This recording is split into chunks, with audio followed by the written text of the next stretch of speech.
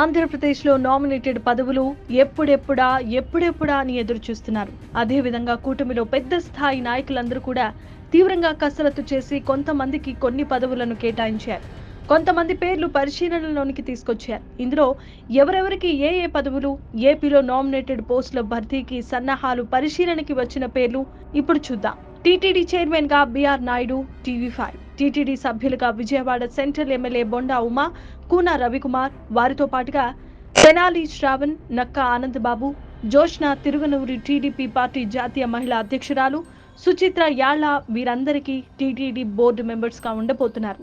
AP skill development chairman Vemuri Ravikumar, BC corporation chairman గా Sriram Chinnababu, AP tourism corporation chairman గా Nadendla Brahmam, AP digital corporation chairman గా Jayakanth, APSC corporation chairman గా KS Jawahar. ఇక KS Jawahar కు గత ఎన్నికల్లో టికెట్ కేటాయించకపోవడం వల్లే ఆయనకు ఈ పదవి వచ్చినట్లుగా LIDCAP chairman T Undavalli Sridevi nominated పదవుల్లో యువతకు ప్రాధాన్యత, సీనియర్ మెస్ట్ రాజకీయ నాయకులకు, మహిళలకు పెద్దపీట వేశారు. ఈ క్రమంలో అందరికీ సమపాళ్లలో ఆ యొక్క పదవులను కేటాయించడం జరిగింది. వీటితో పాటుగా AP RTC, AP mineral development corporation, AP pollution control board, sports authority chairman కు కూడా గట్టి పోటీ నెలకొంది.